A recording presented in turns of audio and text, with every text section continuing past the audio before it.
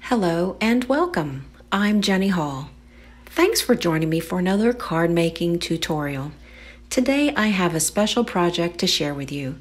My friend Tanya Boser and I have been sending each other some backgrounds that were created with different kind of tools and inks, and this is the background that she has sent to me, and I'm going to turn this into a few handmade cards.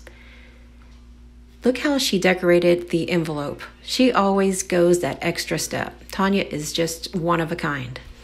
She also included a handmade card. So here's a look at a few of the panels that she created, and she gave me an ingredients list as well. She created with Hues Reactive inks and some heavy cardstock, and there's also a lot of shimmer in there. There's so much happening. So I've decided that because this is kind of a friendship-based swap activity, that I wanted to use the Hero Arts My Monthly Hero Kit from May 2018. And I just really like how this pops of color, and it reminded me of, because I do a lot of yarn work, it reminded me of yarn. And I thought, well, we've got that die in the set, so I'm just going to make a very clean and simple card to start off with. I die cut that one heart die, kept the negative space, using it on the card front, and I'm going to pop that little heart right back in and let all the pretty colors show right through. And then I took a strip from the same panel and I cut it down to the size that would fit a sentiment that's also from the My Monthly Hero Kit. And I'll trim off the sides here, so simple, and I adore this card. It was so easy to create, and Tanya's panels just are so pretty.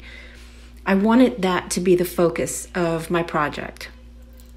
Here's some Nuvo glitter drops, and they're so pretty whenever they dry. So let's work on the big, bold, bright panel. I decided that I wanted to use some of the pieces that were in this particular set for My Monthly Hero, and I had the idea to use this negative space as a template to do the stamping. That way, instead of taping down a whole bunch of little tiny dies, I'm just going to blindly die cut them, put the dies back into the template form, and then place the stamp over it. It's a really great idea. It works super great with big stamped images and big die cuts, but with these little tiny die cuts, there was a lot of shifting that went on, so I had to push some pieces back into place. It's not a foolproof idea. It works really well, but you have to take your time. So I decided to match Tanya's colors with some shades of purple. So she used yellows, pinks, and oranges, which are absolutely gorgeous. And I thought that the purple would be a nice earthy balance to this. So I've got Thistle and Grape Slush. And these are the same types of ink. They're from Hero Arts. And I'm kind of getting a little bit of a mottled look by adding light purple and then dark purple in some places. It was an idea that I had, then I thought maybe I'll make it kind of an ombre look, but I just went with having a variation of colors. So I've got the panel cut down, and I'm putting a piece of adhesive-backed fun foam. That's going to keep this panel really secure and give the whole piece a nice secure balance. Especially if it goes in the mail, then it won't get crumpled up. And I'm just simply going to glue all these little pieces down into place.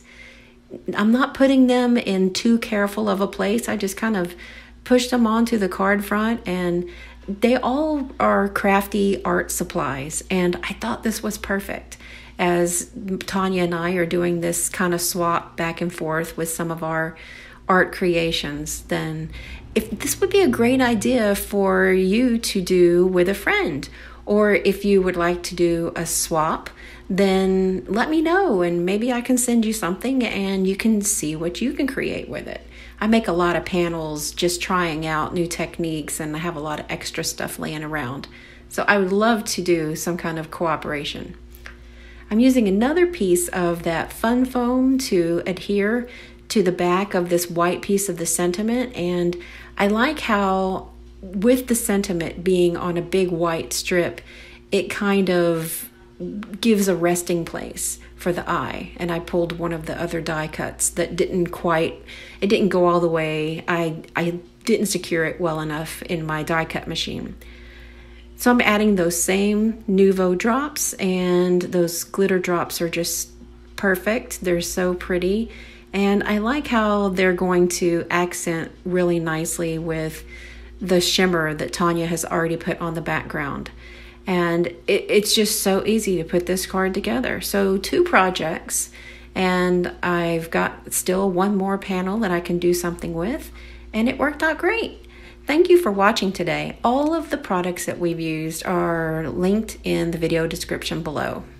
Thanks for watching the video. See you next time.